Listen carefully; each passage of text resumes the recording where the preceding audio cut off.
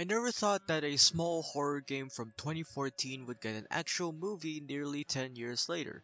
The Five Nights at Freddy's franchise has gotten a long way, and it just makes me so goddamn proud. As a longtime FNAF fan, hearing that a movie was going to be released made me scream. But at that time, I haven't touched anything FNAF related in quite a while, so hopefully this movie would revitalize what made FNAF so special to me. The question is, did it? The answer? Yes. First, I would like to go through the plot of the movie.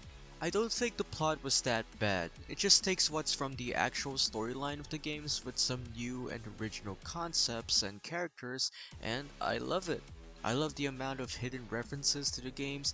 I absolutely love the new characters. It just gives more world building to FNAF since almost every game has you stuck inside one location. It just makes it feel more alive. Now, the obvious thing here is that it is not the same storyline as the original, though it shares most of the elements of it.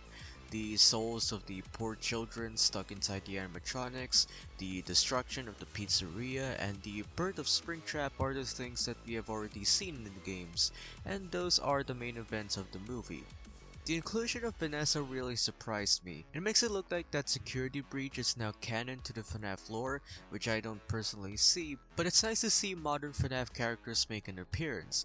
With that being said, I love that Matt Pat made a cameo appearance in the movie. It was so exciting, and knowing that this was shortly followed by his announcement of his retirement was just the cherry on top.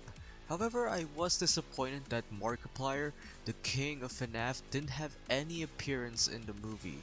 I know that at the time he's working on the Iron Lung movie, which I am really looking forward to, but it really is a shame and I really want to see him in the future. Second, I want to talk about the horror aspects of the movie. FNAF used to frighten me as a kid. This barely gave me a jump. The thing with FNAF and like most horror games is that you never know when you'll get a jump scare. Since this is a movie, most of these scary moments are quick to anticipate and are quite predictable. I wish some of the horror element was incorporated here, and hopefully in the next movie it should lean more toward the scary. Never mind. The first half of the movie was a little horror, but then the second half turned into a thriller slash action slash happy fun times movie. But say what you will, but despite the lack of horror elements, I still loved it. Lastly, the props and the set design. My god, they absolutely killed it with the animatronics. They look completely identical to their video game counterparts. It's mind-blowing. And the fact that they're actual animatronics and not CGI just makes it even better. The entire setting of the pizzeria just has that same atmosphere that we know from the games. There's so much attention to detail here, and you can find a number of references from the games. Overall, I love this movie, but it's far from perfect. It's not as scary as I thought it would be, but the overall plot, characters, and the setting of the movie made it up for me. I can definitely say that it's not as terrible as some people say, and I'm really excited for the next movie.